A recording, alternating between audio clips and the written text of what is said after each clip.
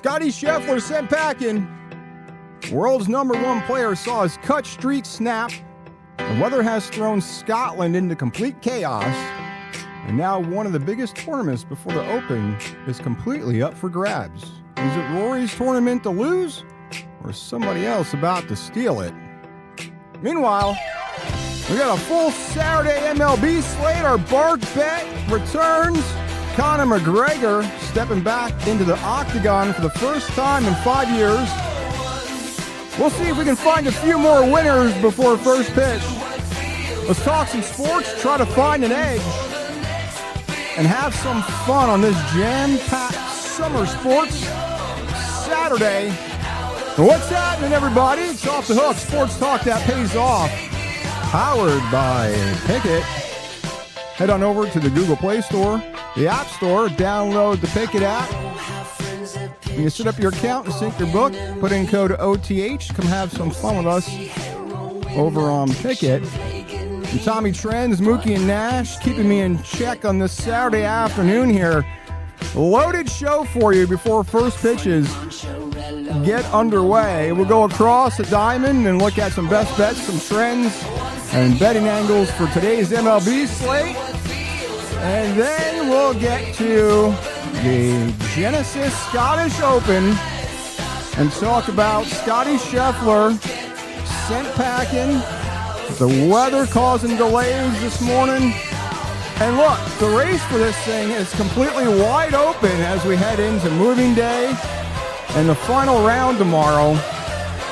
And then we'll go down to Louisville and we'll check in on the ISCO Championship and what's happening down there. We'll get you a Tommy Trend of the day. We'll run back Bark Bets from yesterday, as always, presented by Freedom First Rescue. Conor McGregor back in the octagon tonight, UFC 329. A little UFC take for tonight. And then we'll do a little mini edition of Off the Rails before we get out of here and completely destroy all credibility that we built before that. A little housekeeping before we get started. Just a quick reminder, last night's show, we officially launched our series 4th and Goal. And it's our new football series that is dedicated to in-depth NFL and college football coverage. And we kicked it off with an NFC West preview and see if the Seattle Seahawks can run it back this year or is somebody else going to make a run at that division. So every Friday between now and kickoff, we'll break down another division and look at futures, win totals, betting angles, everything you need for the NFL season. And we'll let you know when the college football season preview show we'll do that live, but it'll be then stored in the playlist 4th and Goal, which is on our channel, our YouTube channel at OTH Sports Pod. So you can find it there. So go ahead and run it back with 4th and Goal and listen to our NFC West division breakdown from last night. And look, while we're talking replays, if you're betting golf this weekend and you haven't watched our Wednesday's Tee to Green show, look, go head over to YouTube at OTH Sports Pod and bookmark it after the show here. We spent quite a bit of time going through the Scottish Open and the ISCO Championship. We gave you the course breakdown, weather analysis, outrights, long shots, placements, live betting strategies. All that is still relevant right now. Look, it's not just a replay. It's a golf betting guide that you can use all weekend long. So make sure you head over there and check out Tee to Green from Wednesday, bookmark it, and use it this weekend as we wrap up 2 tournaments. So, all right, that is enough housekeeping. We got first pitches not too far away. So let's do what we always do here on a Saturday. Kick it off. We'll go across the diamond and look at the MLB slate for this afternoon. And all right, so we also have, we'll talk about the All-Star break, which is in our backyard in Philadelphia coming up next week. There's a couple teams surging in MLB, a couple teams completely falling apart, and some betting angles that kind of jumped off the board this morning looking at this MLB slate. But speaking of teams completely falling apart, if you've been following along the past week or so, We're continuing to track this fucking Mets meltdown for the rest of the season and continuing to fade the Mets here throughout the rest of this MLB season. And we're going to keep track of that on Pikkit and tag those bets. And we'll let you guys know how we fared at the end of the season. I suspect we'll have some sort of profit fading the Mets every day. So we'll start there at Citi Field. Look, this is just absolutely. This team is the fucking bad news bears. Listen, I do kind of feel bad for Mets fans. Kinda, but let's just look. Let's look at before we even get into the Red Sox Mets game today. I have this clip here from last night of fucking Juan Soto. This guy is like he's just a fucking cancer. That guy's just a knucklehead. But I'm just gonna roll this clip here of Juan Soto, and this is Mets just paying this guy a shit ton of money to end up doing shit like this. This is last night here, Red Sox Mets game. The fastball because they might be a little lethargic, but that's a nice piece of hitting. But This is just... Ziegler sent it toward the left field corner. Soto's the one who looked like he was on the plane all day. I don't give a fuck. Slaps one fair down the left field line. The Red Sox give him my money. They make Soto pay for the air, and this ball gets stuck by the tarp. And around third, Abreu comes home. He scores as well. Yoshida's safe back into second, and the Red Sox. Yeah, fucking Mets. The meltdown continues at Citi Field. Look, and allegedly the Red Sox, if I read this correctly, they got into Citi. I guess they had some travel delays getting to Citi Field, so they got there shortly before first pitch, and then come back, of course, to beat the Mets. Go figure. We told you yesterday, just because the Mets won fucking 2 in a row doesn't mean that they're all of a sudden the 86 Mets and just going to turn this thing around. Now, speaking of turning things around, the Red Sox are now 44-48 after not too long ago they were 32-46. So again, we said fought through some travel issues yesterday, some adversity, got it done, and the Mets are falling apart, limping into the All-Star break. Look, the Boston bullpen game could actually help because look, the Mets are going to see multiple arm angles and looks here. So again, this game today, I don't even care. I don't care who's on the hill for the Red Sox or whoever the fuck is playing the Mets. We told you we're just going to fade the Mets.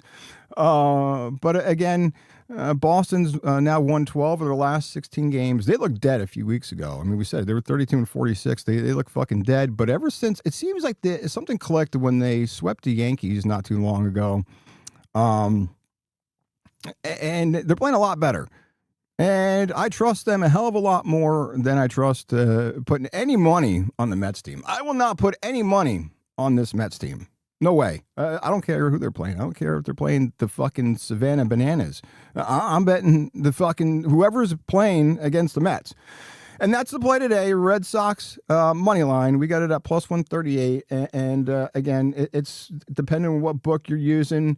If you sync all your books to Pikkit, you can easily get the best number when you open up that Pikkit app. So right now, checking on Pikkit with my books, the best number is still plus 138 at Novig, which is what I got it at. So again, Red Sox money line, fade the Mets. That's all you need to know.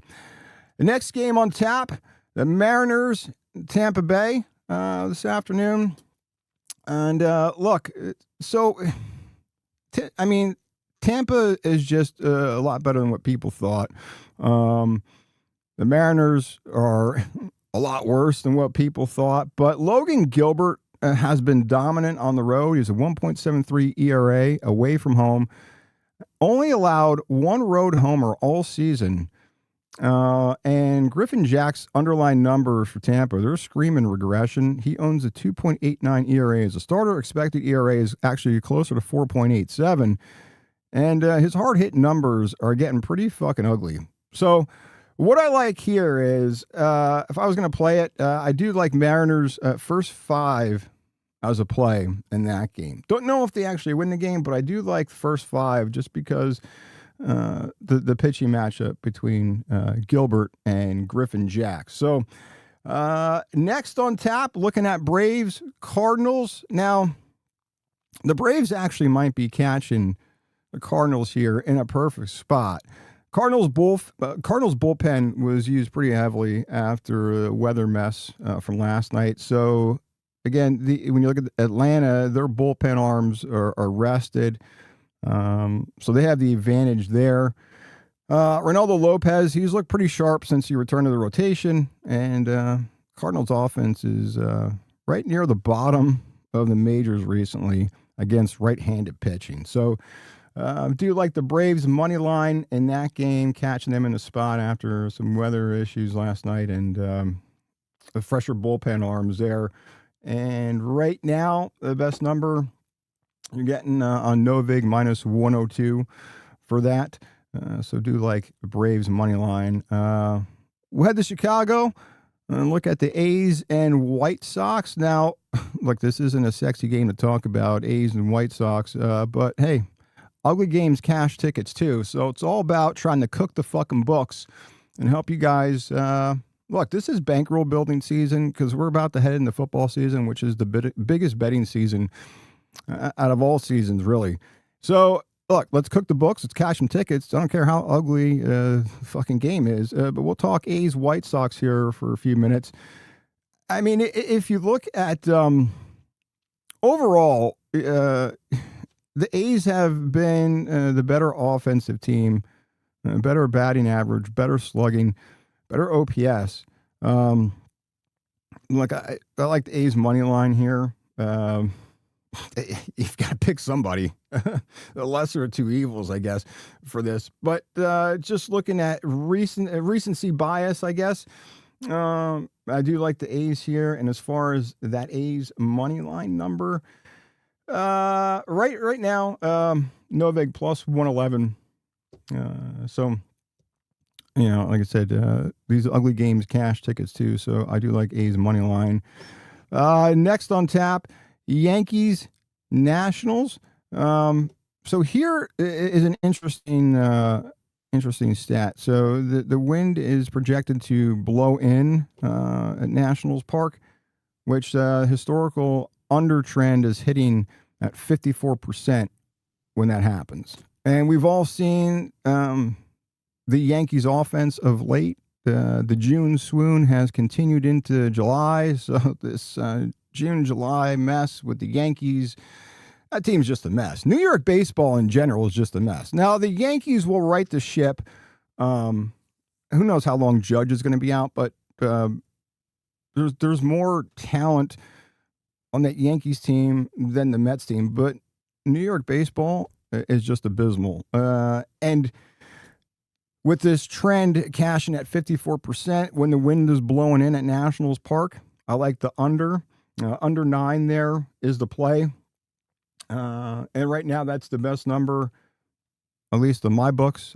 Profit X is the best number there for that.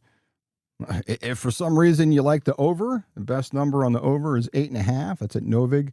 A little bit of juice, so at minus 127. But the under 9 at Profit X is minus 107 right now. So I do like that. Phillies Tigers. You get Sanchez and Mize. And now Sanchez got completely fucking rocked his last start. But these two starters, their ERA is around 2.6. Tigers offense has been inconsistent of late, even though last night didn't look like it as they walloped the fucking Phils 10-2. I can't pick a side. I'd rather go with the total here at under 7.5.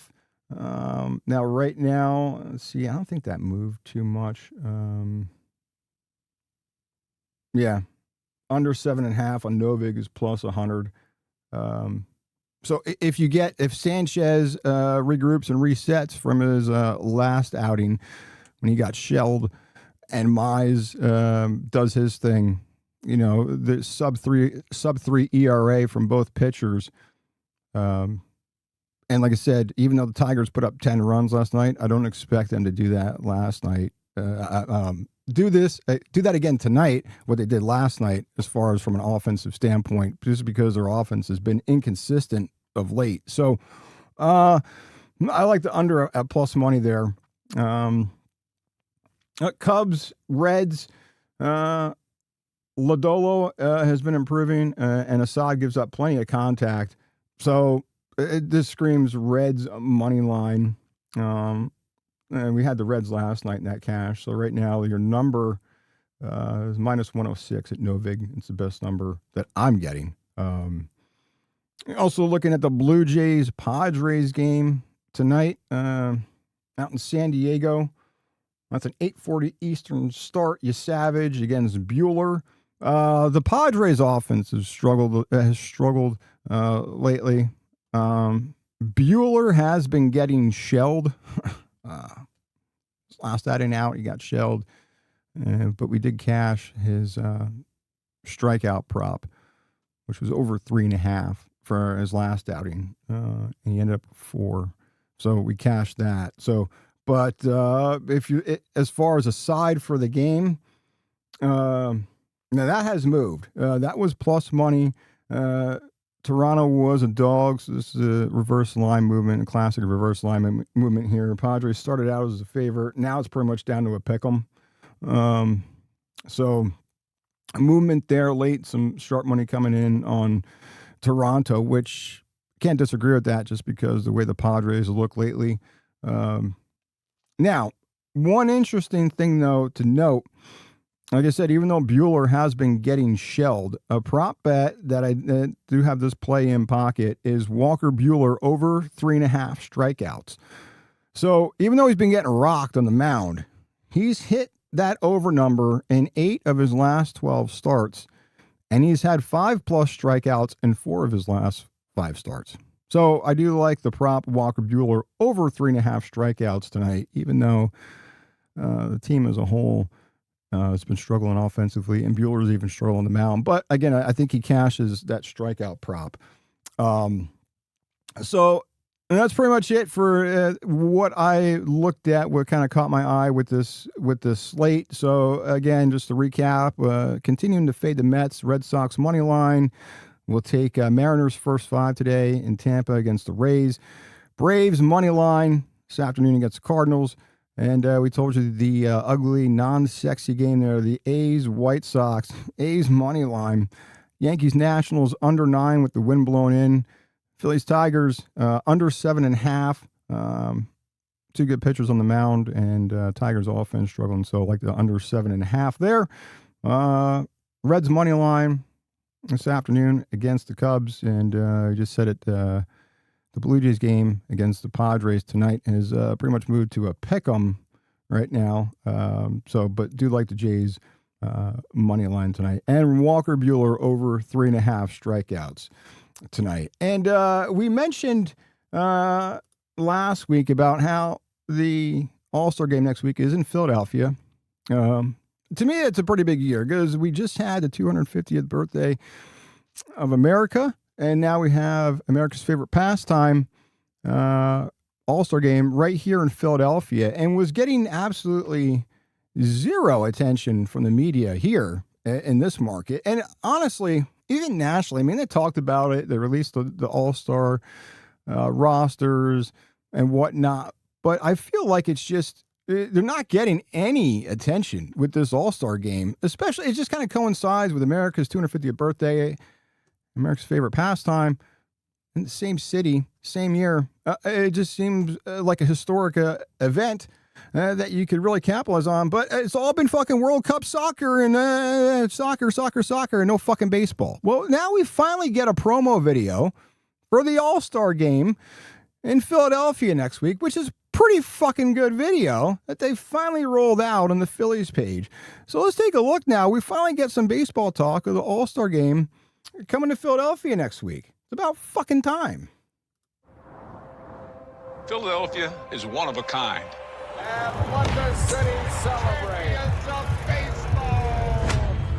I would know. I spent 18 years playing here. Here is Mike Schmidt. Michael Jackson! It's the kind of place where good players become household names. Never again to be worn by a Phillies player. If I had it to do all over again, I'd do it in Philly. Where stars become legends, where boys become men. Play by Schmidt. Whoa, look at this. And in some cases, the man. Chase Utley, you are the man. You know what? Let's just cut to the chase. Can someone say my name? Anyways, there's no better place to play than Philly. I've said it for years. World champions. Because this city doesn't just watch baseball, it lives it. Game is over. Phillies win it. The prayers have been answered. They don't hand out love here. You earn it. Long drive. Welcome to the show, Mr. Utley. A long run for Utley. The throw home, the tag. And if you give them everything you got, they'll give it right back. You got Phillies across your chest and you're part of our team. I love this place. It has erupted here at Citizens Bank Park. What a night in Philadelphia. Sure, Philly has changed a lot in 250 years. But the passion, that never wavered. And the fire never left. So take it all in.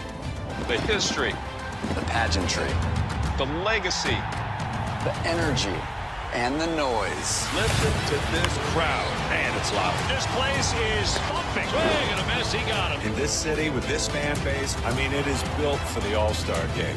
Citizens Bank Park on full display. It's going to be an incredible party. Welcome to All-Star Week. In the city of brotherly love. About fucking time we get a promo video for that. So, looking forward to the All-Star festivities in Philadelphia next week. Should be a good time. That stadium, that whole atmosphere is going to be great next week. So, looking forward to that. We'll see. Was Harper getting a home run derby? Schwarber? I don't know. I don't even see any names released for that yet, but there's talk that might happen. So, I don't know. We'll see. But finally, some talk of the All-Star game next week. So that about wraps it up for Across the Diamond. Let's head across the pond where Mother Nature not so kind this morning and completely wrecked the schedule this weekend at the Genesis Scottish Open. And as you can see there, Scottie Scheffler, that streak, no more.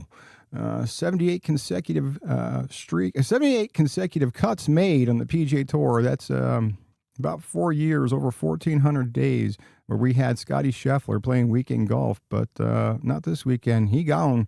Now he's got to regroup and reset for the Open Championship next week. And history not on his side for that tournament, and we'll get to that in a minute. But Scheffler is gone, and the latest cut streak now belongs to Matt Fitzpatrick, 28 cuts in a row now. And then there's Hideki Matsuyama. So Scheffler starting back at zero for that cut streak. But it's been a while since we had no Scheffler on a weekend. But look, this thing's up for grabs now. So if you had a chance to, with the fucking 2 a.m. tee times, any one of us here stateside, it's hard to catch this thing, watching replay and trying to find out where the stream is, who's covering what with the shit. So the next 2 weeks would be a little chaotic from a viewing standpoint because of the time difference. But we did have some weather moving in this morning, which kind of wreaked havoc. There was a delay. It was the play was delayed more than 2 hours because, look, we had the Scottish weather special as we give you traffic and weather here on the twos at Off the Hook. So fog, a lot of fog rolled in off the North Sea this morning. You couldn't even see the fucking course. You couldn't even see like 2 feet in front of you. So play delayed 2 hours. Shut it down. The whole thing shut down, and guys starting late. I guess the Scots call it har. Har, which is this cold sea fog that it's literally swallowed the entire golf course when they were showing it. I was like, what the fuck? So that was pretty crazy, pretty wild. Now it did clear up. Guys took advantage. The guys who went off early kind of got stuck in this mess. But some others were able to take advantage of it. And then, now, so let's take a look here. The latest leaderboard here. So this is how we're looking, right now with, leaders set to go off, or they're already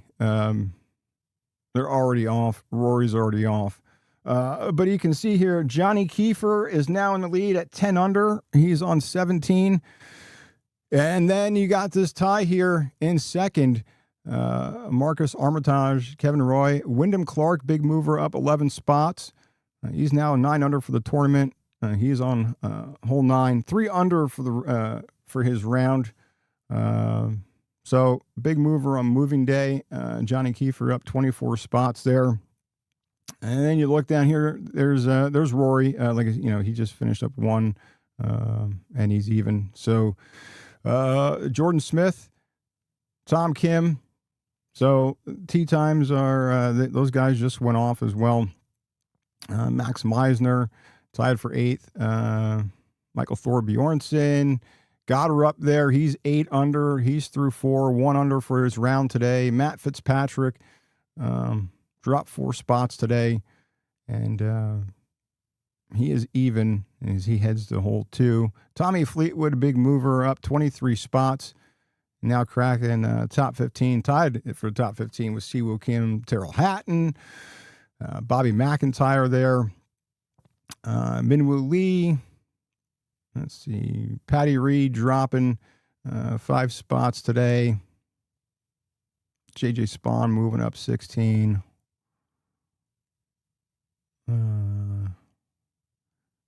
Nikolai Hogard, we had him as an outright winner, going in the wrong direction on moving day, dropping 20 spots, so that's probably cooked. John Rahm, decent round, up 7 spots, Carter to 68. I mean, it's a lot better than what he started. After round 1, I thought Rahm was going to miss the cut. Justin Thomas, good round yesterday, 67. And today, not so good. He's also going the wrong direction on moving day here. Hovland, fired off a 69 of 1 under. He's 3 under for the tournament. So probably not going to do anything tomorrow. So again, this is where we're looking at Wyndham Clark, a big mover. He's now tied for 2nd. Rory is also in that mix. Jordan Smith, Tom Kim, but Rory and Kim and those guys just went off. So should have went off a little earlier, but the fog delay kind of wreaked havoc on some of these tee times and pushed everything back. So I think sunset there is around like 9:30. It's late. They have a lot of fucking daylight there. So definitely shouldn't have any issues getting this thing done today. Like, I don't see an issue with resuming third round tomorrow before they kick off the final round. So that's a look at the latest leaderboard there. I mean, if you're looking, who gets it done, not a Rory fan, but it seems like Rory, I mean, look, he's just went off. He's in 2nd after some movers kind of bumped ahead and took over the lead, but he just went off. It's on hole 2. And you got no Scheffler, right? So the obvious favorite is Rory. He's playing in his backyard. He knows the course. I mean, we talked about it all week long here, especially the way he started the first 2 rounds. He looks like, he always finds a different gear when he's over here at this tournament.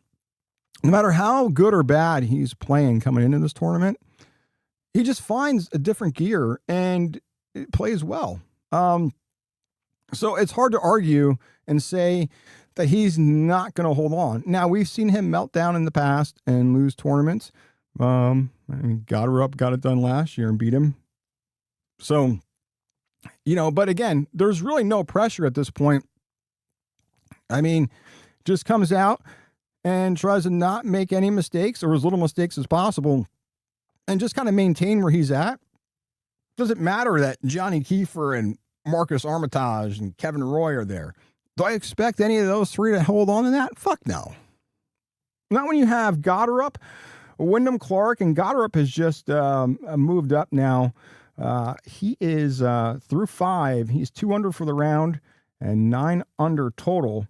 So you have Wyndham Clark, Goddard, Rory, Tom Kim, Jordan Smith, all tied for second. Johnny Kiefer, he won't be around tomorrow. Marcus Armitage won't be around tomorrow. There's no fucking... And Kevin Roy, he won't be around tomorrow. I don't care that they're sitting up top now. There is no way that with Clark charging, Goddard, Fitzpatrick, Rory, Tom Kim, and hell, even Max Meisner.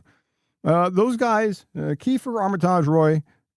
Look, if you want to take a flyer on them, like Marcus Armitage, 33-1 to win the whole thing, go ahead. But you're just donating at that point. There's no way they hold off a charge from these guys. And they'll buckle under the pressure, especially if, let's say, one of those guys is in the lead or has a tie for the lead with Rory or Clark or Goddard. They'll buckle under the pressure. I'm sorry. That's just, these guys are moving around. But again, your leaders just went off, and you got Clark heading to the back 9. Goddard is on 6, so it's still early. So these guys are just pretenders. Kiefer, Armitage, and Roy. So don't even sweat it if you got a Rory ticket, a Wyndham Clark ticket. Don't sweat it when you look at the leaderboard because those guys at the top, Kiefer, Armitage, and Roy, they won't be there. But again, it looks like it's Rory's to lose. If you ask me, I'm not a Rory fan. I just think, I just think it's hard to argue he doesn't get it done. But let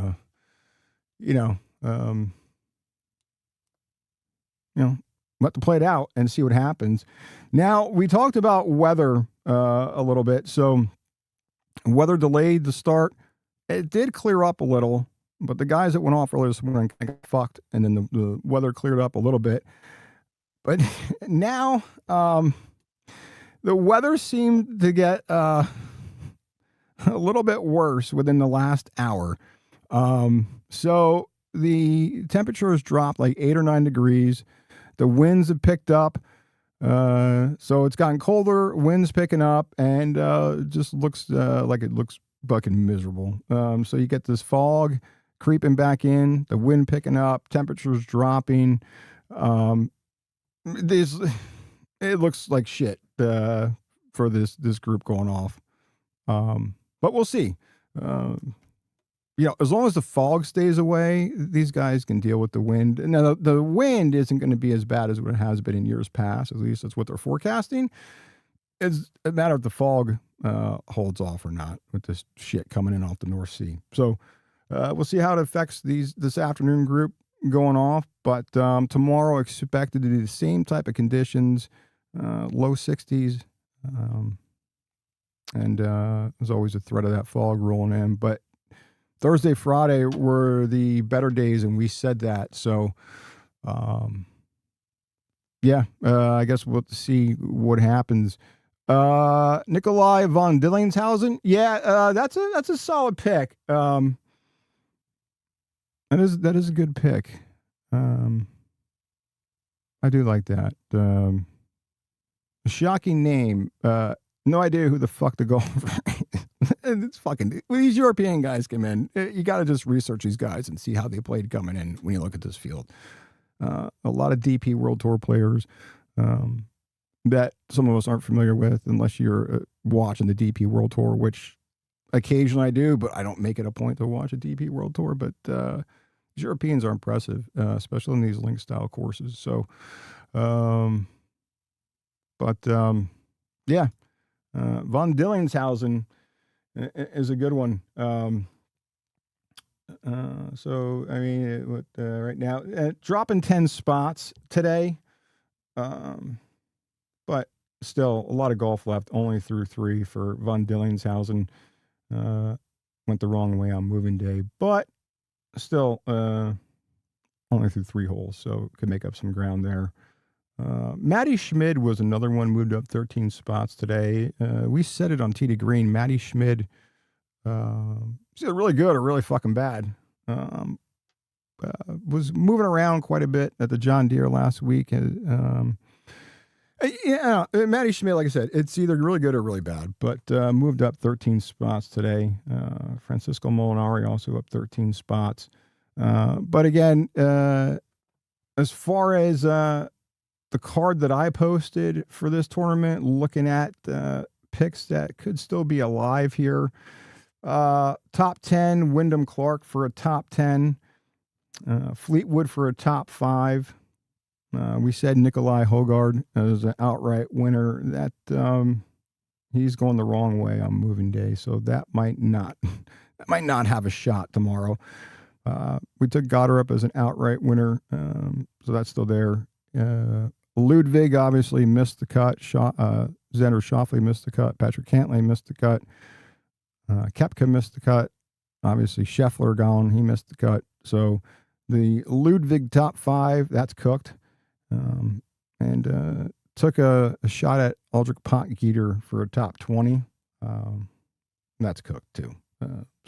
But now it did take Eric Cole also as 147-1 outright winner. That's definitely cooked too. He's tied for 71st right now, so that's not happening. But the Wyndham Clark's still alive. Fleetwood top 5 still alive. Goddard up winner still alive. Now, as far as taking this tournament, we said on Wednesday on Tee to Green, the Genesis Scottish Open is really a scouting tournament of how guys perform next week at the Open Championship. Now, as you know, the Open Championship isn't held at the same course every year. It's rotating. They rotate courses, but that doesn't matter. The last 4 Open Championship winners have finished 12th or better at this tournament the week prior. So as you're looking ahead to next week, as a degenerate gambler, you always got to look ahead. So I'm looking ahead, starting now and tomorrow, start looking ahead toward next week and how the Open Championship is going to play. You got to keep that in mind, because the last 4 years, that winner came from the top 12 in this tournament. So some pretty good names, though, in the top 12 as of right now, if this holds out. So just keep that in mind when you're filling out your card for next week, and we'll make sure to hammer that on Wednesday when we're on here with Tee to Green. But just keep that in mind as moving day finishes up, and then as the final round gets underway here from Scotland. So can Rory finish it, or is it going to be somebody else? Goddard maybe, Matt Fitzpatrick, maybe Wyndham Clark. Wyndham Clark's, he's on a fucking heater. So we'll see what happens. But let's go back stateside and take a quick look at the ISCO Championship in Louisville. And we said it yesterday, this is pretty much Lucas Glover's tournament to lose. Now he's not going off until 2:50 Eastern time, so we're finally back in the fucking normal time zone here. But you have Glover at 13 under, Chen Kim at 11 under, Stephen Fisk at 11 under, Aaron Wise at 10 under. This is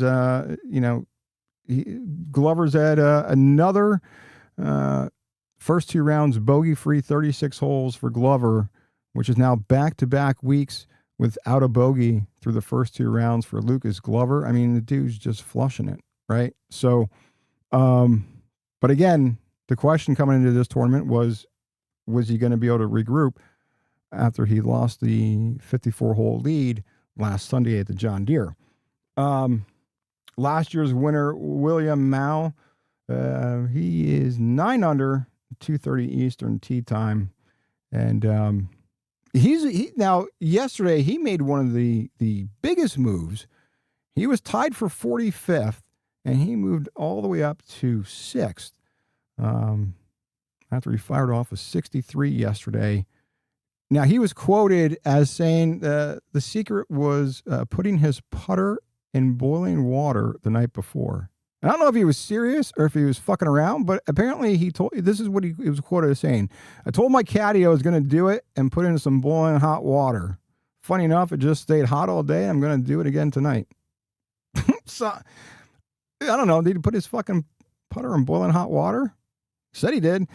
Whatever the fuck he did at work, because he fired off a 63, and he's now in 6th spot in this tournament. So, but again, it seems like Glover has the experience. He has the game, and even though he's got a pack of people behind him charging, if I had to look, I mean, just because Mal won it last year and came back on Sunday to win it last year, I would say he's probably the main threat to Glover.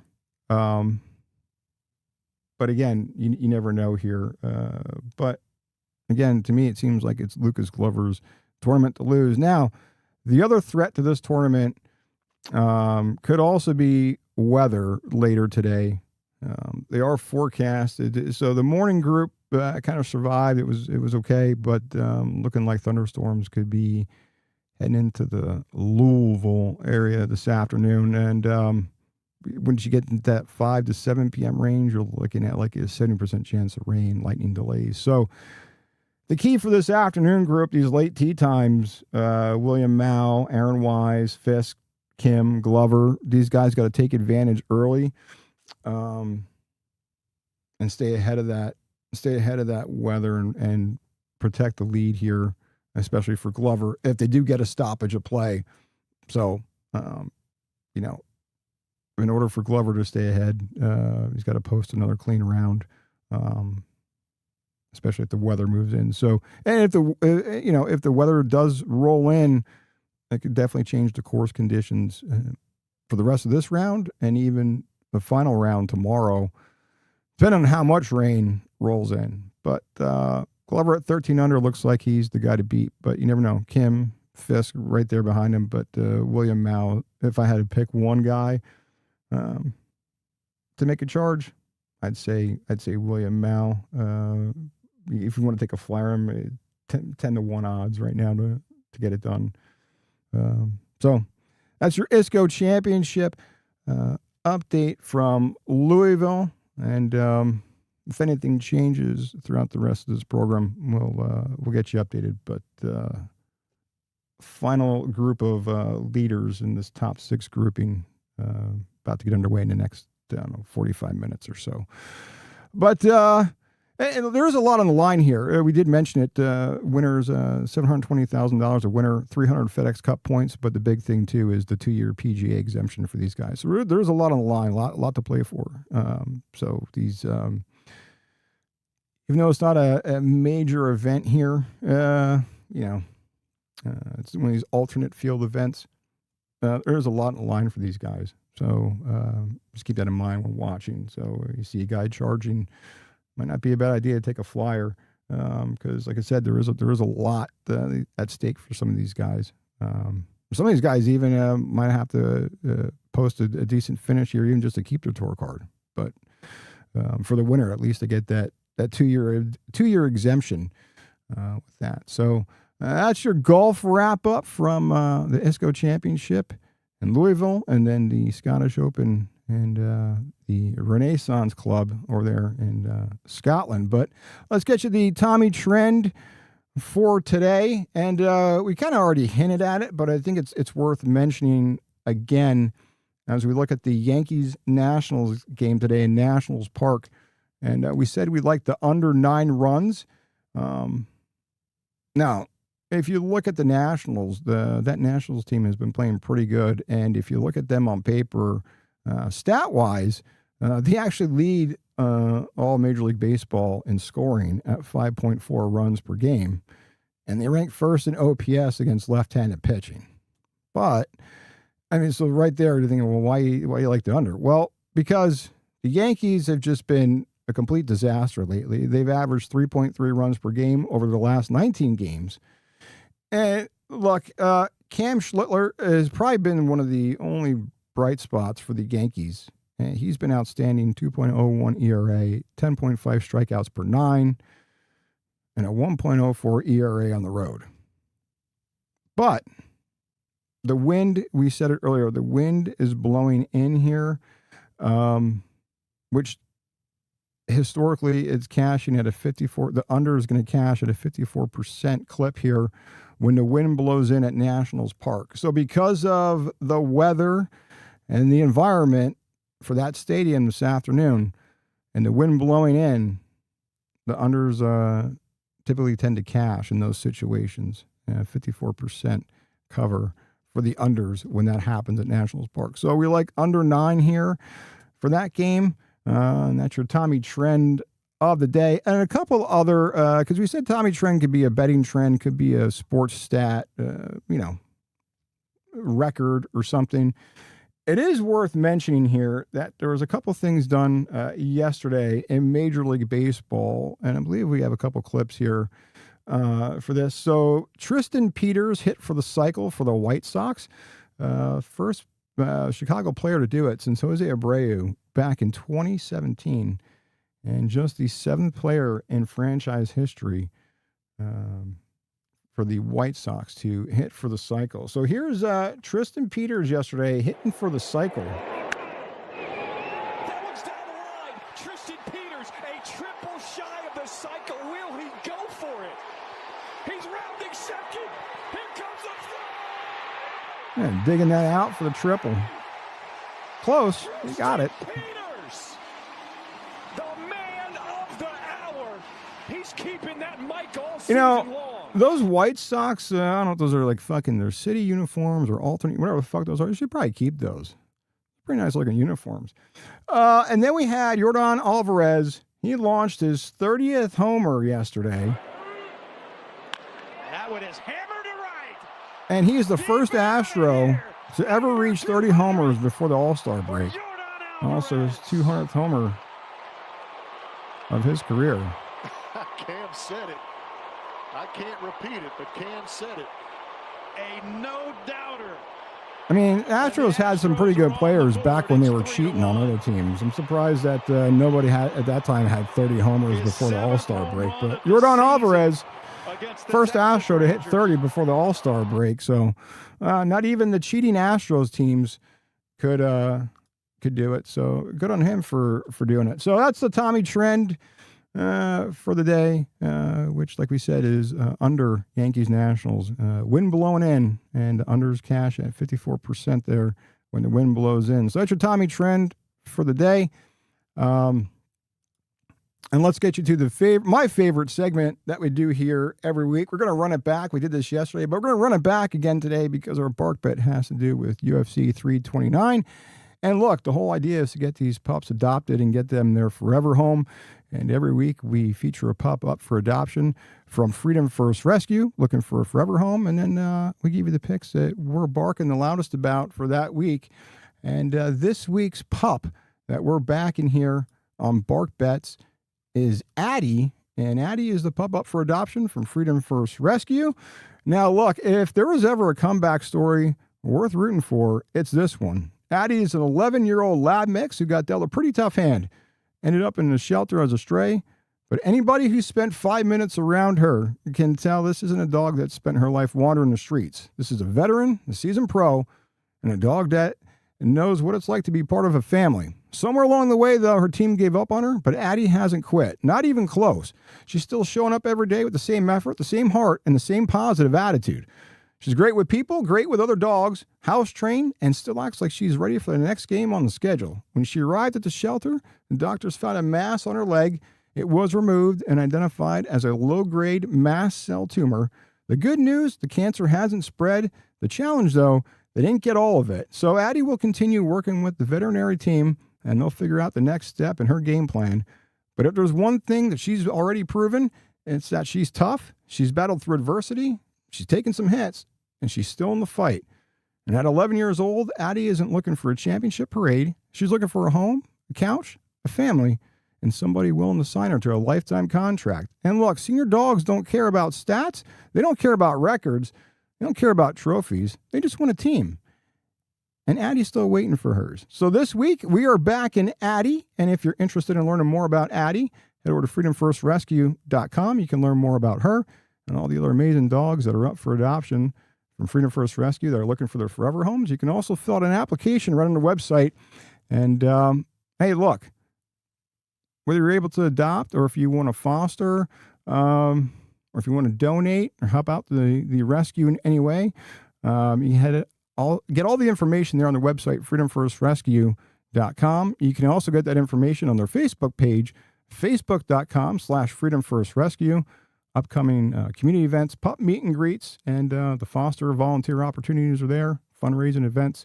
All the latest updates from the rescue will be there. And it's like we said, at least share it, even if you can't adopt right now. But hey, if you are looking to adopt, foster, volunteer, donate, or simply support this great organization, Freedom First Rescue is making a difference one dog at a time. That's freedomfirstrescue.com, facebook.com/freedomfirstrescue. And remember, adopt. Don't shop. So Addie is the pup that we're backing this week from Freedom First Rescue, and let's get her adopted and get her a forever home. And let's get you the bark bet this week. We said we're going to run it back. We did this yesterday, but hey, UFC 329 is tonight. And look, we're going to tell you we're on the McGregor side tonight, and we'll tell you why. But we might have a problem with this because we might have the ultimate mush here. But let's look. We told you yesterday with McGregor, you're going to get entertainment. Whether he wins or loses, you get entertainment. There's pure entertainment with him, which is what we missed for the last 5 years. And somehow these Conor McGregor weigh-ins are just completely different. So this is the weigh-in, and some people thought he wouldn't make weight. How the fuck people think that? Like, he came in at 170.5. I think Holloway was right at 170. But there's UFC handicappers like, oh, don't bet McGregor. He's not going to make weight yet. Get the fuck out of here. Look, even if he didn't make weight, they'd fudge the fucking scale. They wouldn't.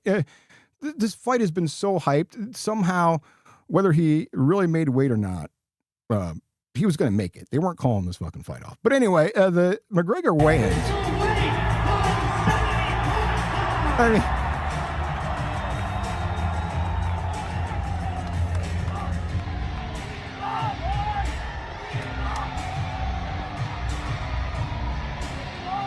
I mean, this dude's fucking ready to go here.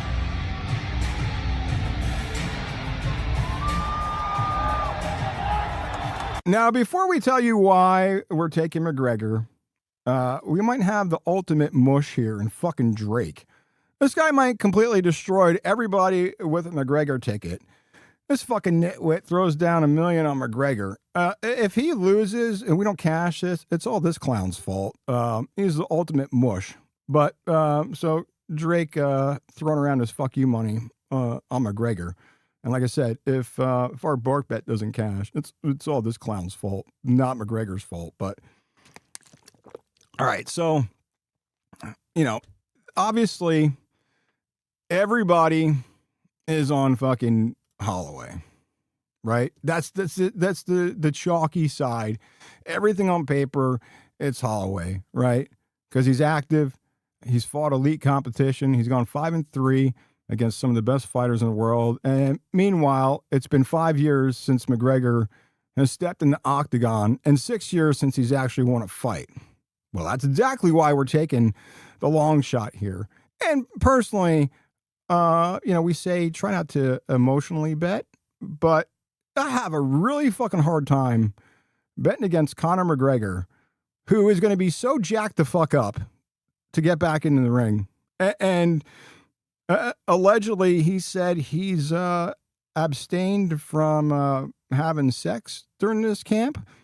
So he's just going to be even more fucking wound up as he steps into the octagon to fight Holloway. So this dude's just fucking jacked the fuck up.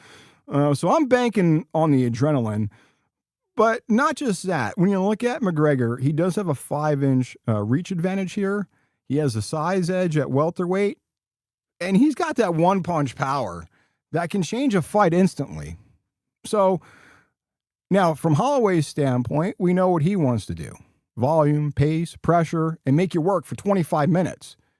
Now, what the hardest thing for, and we're not UFC handicappers, but even handicappers are saying they can't handicap this fight. They don't know what you're going to get with McGregor because he hasn't fought in 5 years. So the biggest thing with him is his conditioning. And you don't know how to handicap that, right? Nobody really knows. The books don't know. The models don't know. And really, even bettors don't know, and UFC handicappers don't know. But that's what makes this number interesting. But here's where, and we'll break it down, and here's where McGregor could have a disadvantage. But what I like is he's going to be energized, he's going to be motivated, he's going to be jacked the fuck up, and that 5 years pent-up frustration and no sexual activity throughout his camp, which he said it's the first time he's done that. So his best chance, in my opinion, is early. He's got the crowd, the adrenaline, he's got the reach advantage, and he's got the power that are all in his favor. Now, here's where it could get interesting, in my opinion. The longer this fight goes, the more the advantage shifts toward Holloway. Because, again, we don't know the conditioning of McGregor.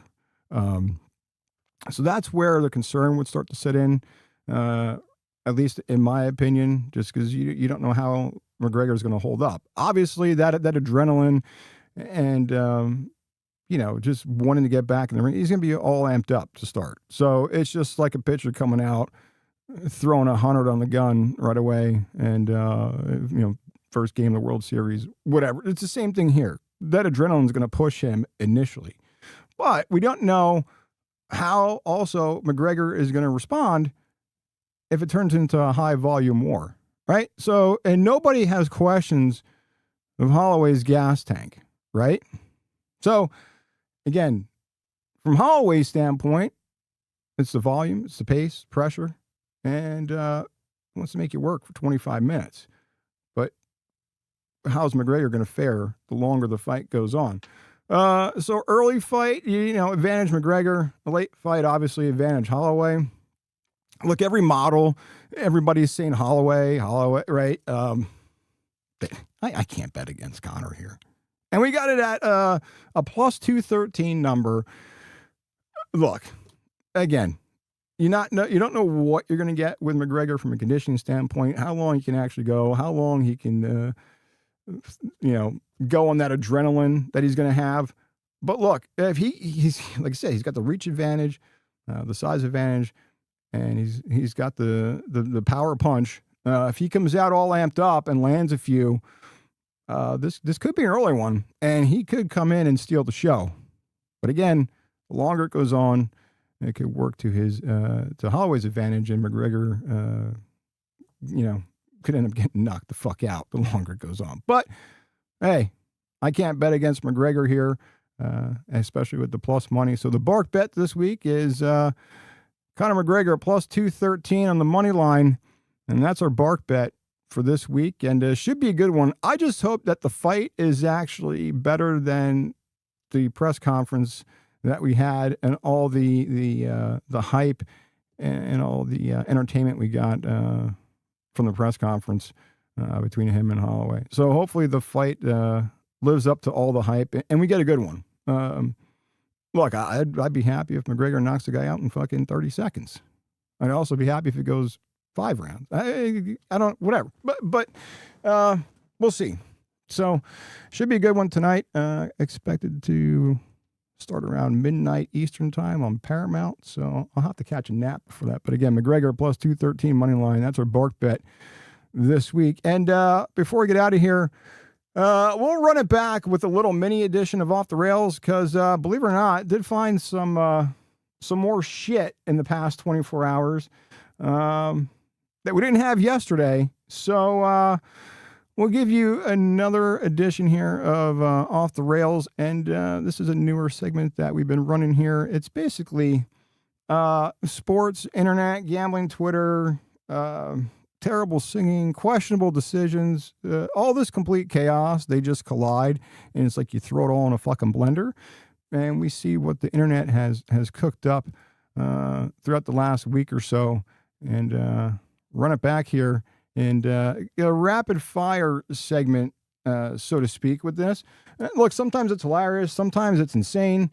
Sometimes it really makes you question whether humanity deserves another season. And then, if we survive all that, we finish on a somewhat wholesome note where dogs pretty much restore all our faith in the world. So, with that being said, let's give you the mini edition here is off the hook. We'll go off the rails into a mini edition here of Off the Rails. And all right, so first up, Chick-fil-A, the annual Cow Appreciation Day is coming up. Now, we said yesterday in Off the Rails, it was it French Fry Friday yesterday? So we'll keep the fast food segment going. But the Chick-fil-A annual Cow Appreciation Day is July 14th, and apparently if you show up dressed like a cow, I'll give you a free entree. Breakfast, you get a chicken biscuit, or chicken minis. Lunch and dinner get you a sandwich, nuggets, or chicken strips. So basically, Chick-fil-A is going to reward people for publicly humiliating themselves. And honestly, for free Chick-fil-A, I'll wear the fucking udders. Fucking hell yeah. All right, and Charles Barkley. Yeah. You gotta love Charles Barkley golf clips. Now we're getting the slimmed down version here of Charles Barkley. This is the American Century Classic or Championship, whatever the fuck they're calling it now, out there in Lake Tahoe. So Chuck looking good here, slimmed down, and but like I said, when we get the Charles Barkley golf clips, they're always entertaining. And this was Barkley after he fucking dumps his chip shot here.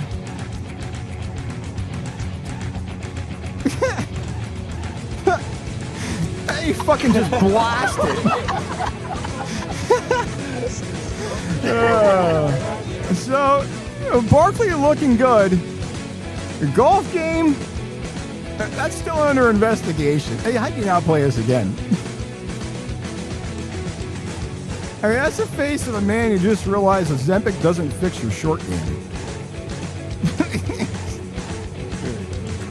What the fuck do we have next? Oh, God. Now, we told you when we started this program over 100 episodes ago, and about a year ago, we will not ever talk WNBA on here. Ever. I'd rather give you soccer bets before we talk WNBA and that trash organization.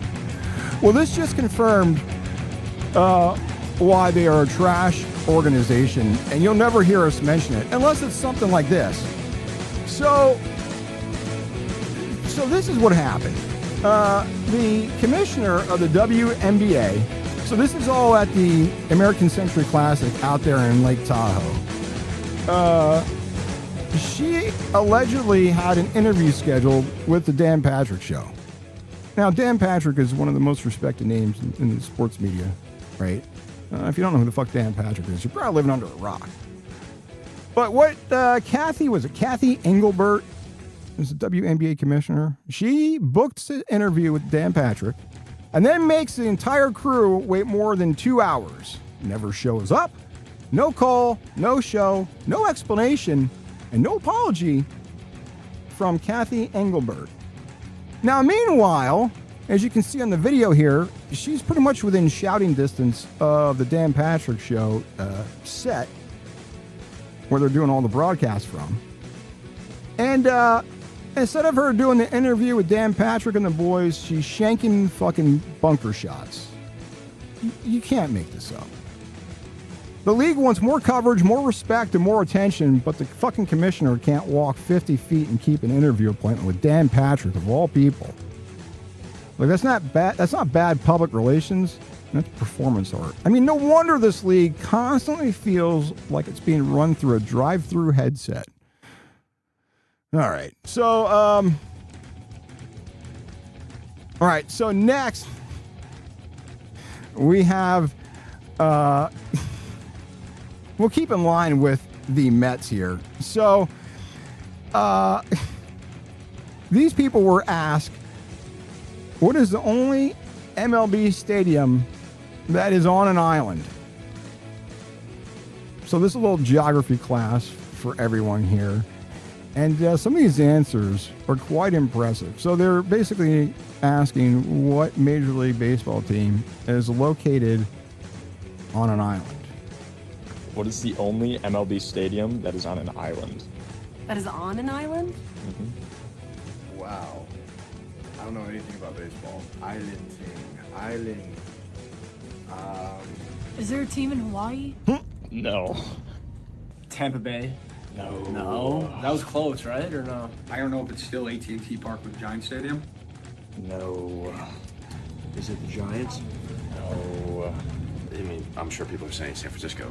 Giants. That is not correct. What is it? Virginia or something? I don't know. No. This isn't right, but it's pretty Petco Park. Mariners? No.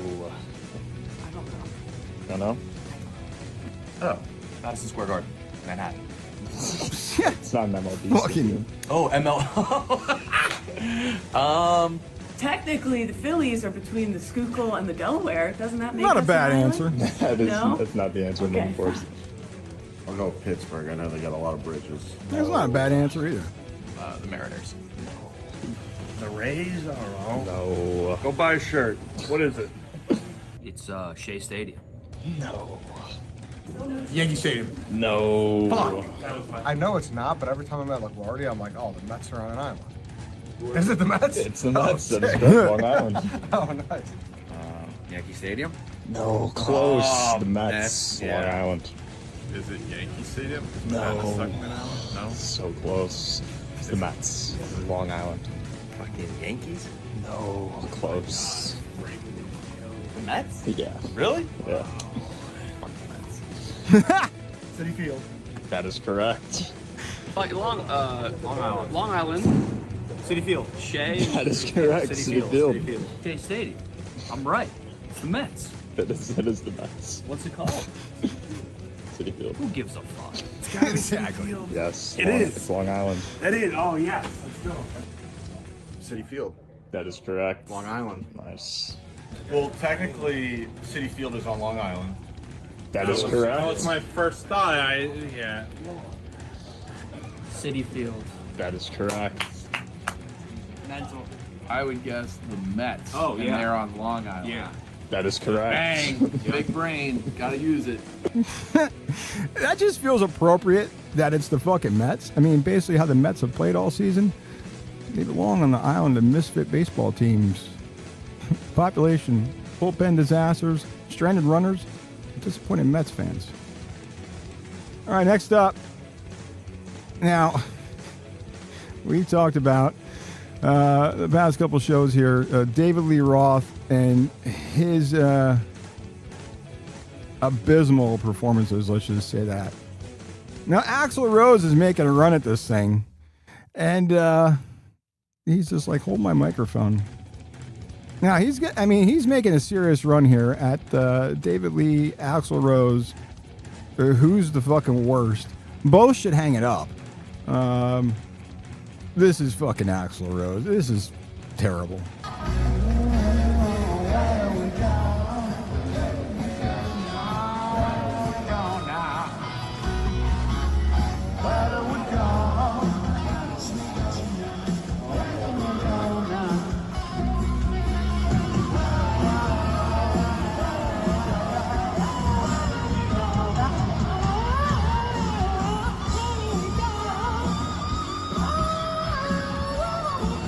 Oh my God. That is just. Let me just fast forward to that fucker. Listen. How do people are still paying for this?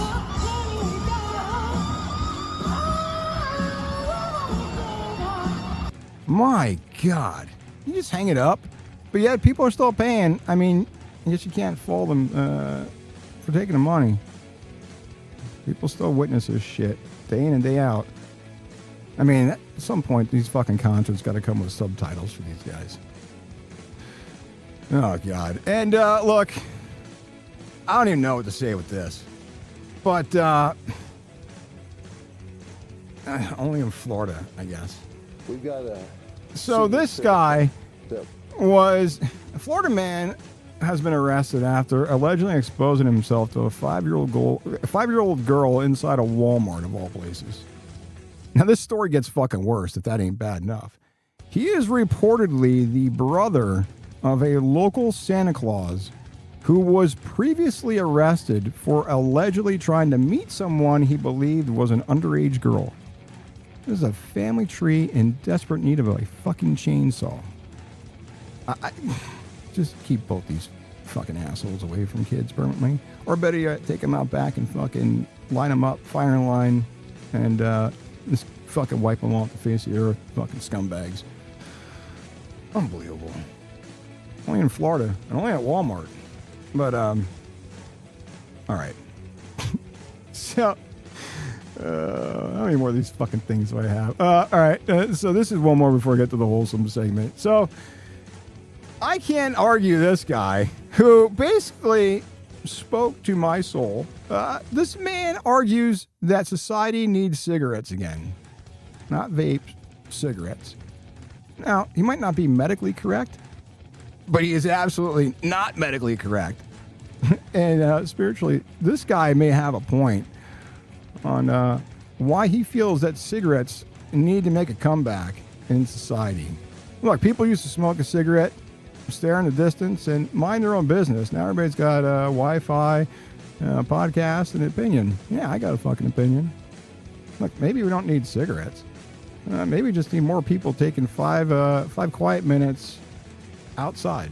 But this guy's makes a pretty valid case. Y'all remember back in the day, you'd see somebody outside of a gas station walking in small circles, smoking a cigarette. You knew to give them a minute. You know?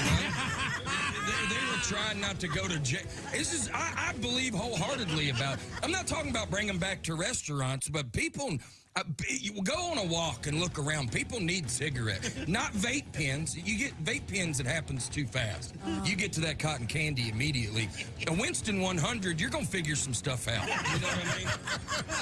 Bravo. Yeah. Hilarious. So true. Yeah, man. I mean, I believe that. I don't smoke, but I've seen the magic of cigarettes. And people that haven't been around cigarettes, they've never seen a cigarette save Thanksgiving. Because it happened. No, y'all have seen it happen, man. Aunt Barbara was about to say something that was going to turn that dining room upside down. But now she's out on the screen porch making a business decision. You know what I mean? Somebody's out there talking to her. Yeah. Going, hey, Barbara, they don't mean that. Yes, they do, Tammy. They say this every year, Tammy. She's always been like that. You know that. Can't argue that. I do have one more before we get to the wholesome section. After watching this, you might need a heater. You might need to fire one up after watching this one. This one's coming from the firing range. And let's just say recoil wasn't the only thing moving here.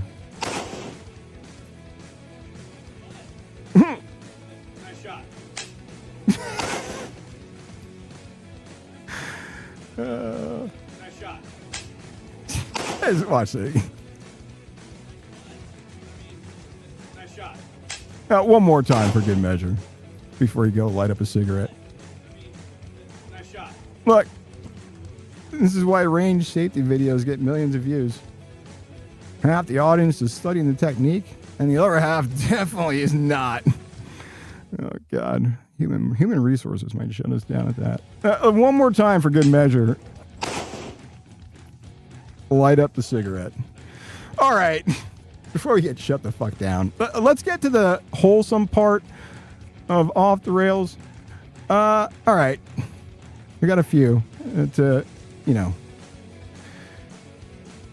hopefully restore some normalcy to this program here. But how do you convince your dog to eat vegetables? Well, apparently don't present them as vegetables. You present them as a forbidden food that another dog just might steal. So look, there's some dogs trying to get them to eat vegetables here.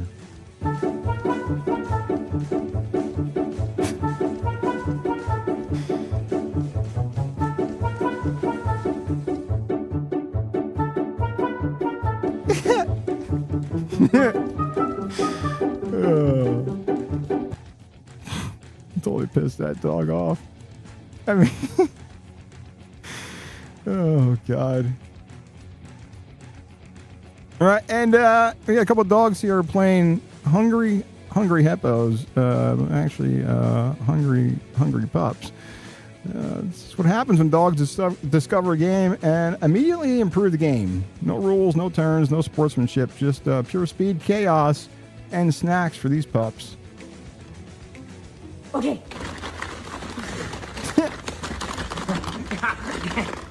No. My hippo.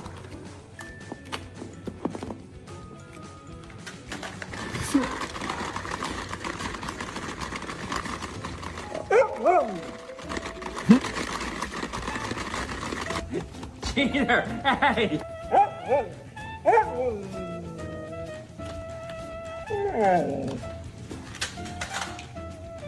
Okay. I can't reach. I can't reach.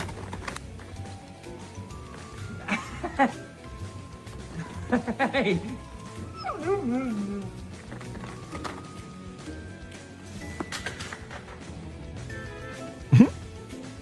Okay. No, Bauer, my hippos. Bauer, no. You got them all. Oh, don't eat the hippo.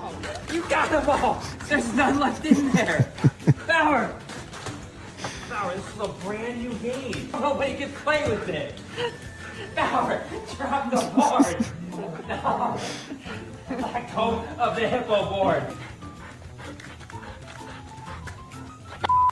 Honestly, that looks like the Mets bullpen trying to protect a run-1 lead. All right, one more pooch before we get on out of here. This is Oreo. He's eventually going to eat this blueberry, but first he's got to intimidate it, circle it, study it, establish his dominance, and just make sure the blueberry understands exactly who controls the kitchen.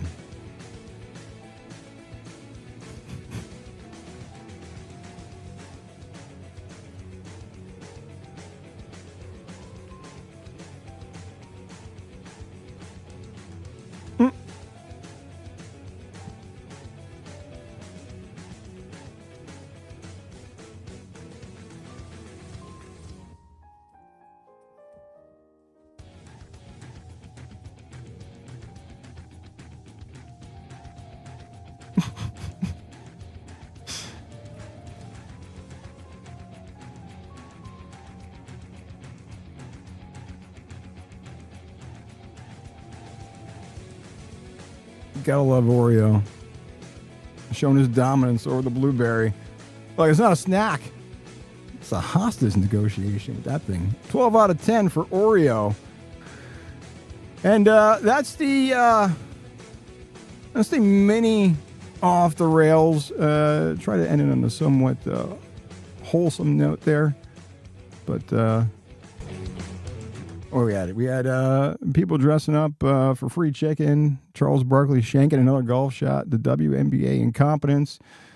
The Mets Island of misfit baseball teams, aging rock stars, and the Florida Walmart's doing Florida Walmart's things. Recoil on the firing range. Look, that's just sports internet. All the chaos just put in a blender, and that's what we spit out. And of course, dogs restoring order and restoring faith in humanity at the end of that. So it's off the rails for this week. Maybe we'll do more. We'll definitely do more next week. I don't know if we'll have any more for tomorrow. But, that's going to put a bow on this thing for this afternoon on a summer sports Saturday. Lots of good stuff going on.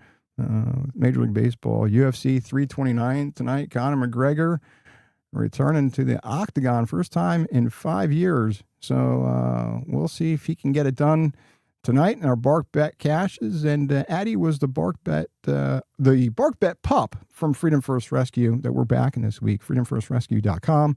If you want to adopt Daddy or look at the other amazing dogs they have up for adoption, or facebook.com/Freedom First Rescue. Next week, we're back with another pup from Freedom First Rescue looking for their forever home. But, hey, look, if you enjoyed the show, you learned something, you got some laughs and off the rails, smash the like button, the subscribe button, and share it with a friend. It helps us continue to build this thing the right way and continue to grow here at Off the Hook. Make sure you also follow us on X at OTH Sports Pod. Daily picks, breaking news clips. Our Pikkit play of the day is posted there every single day. Live show announcements as well. And listen, if you're not using Pikkit yet, go ahead, head on over to the Google Play Store, the App Store, download the Pikkit app, put in code OTH when you set up your account and sync your books, and come have fun with us on Pikkit. Track your crew, your bets, line movements, all in one place on the Pikkit app. And like we said, we're going to keep doing this thing the right way, like we've always done it. No paywalls, no VIP packages, no subscription fees, no pay-to-play clicks or any of that shit. Just sports talk, some betting insight, try to find an edge, and a bunch of people trying to get a little bit better every day. My boys Mookie and Nash continue to stare me down, tell me to shut the fuck up, because they want to go outside. So they win, and I guess we'll go outside and go for another walk. I'm Tommy Trends. This is Off the Hook Sports Talk that pays off. Remember, the books don't give refunds, so do your homework, shop the lines, and never stop looking for an edge. Good luck on your bets tonight. UFC 329, Conor McGregor, the Bark bet, money line, plus 213. Let's cash some of these tickets, some of these baseball tickets we have. And we're back here tomorrow. We'll go through the final round at the Scottish Open and the ISCO Championship, and we'll fire off some more winners tomorrow. The time will be posted on our X page. But good luck, and we'll see you guys tomorrow. We gone.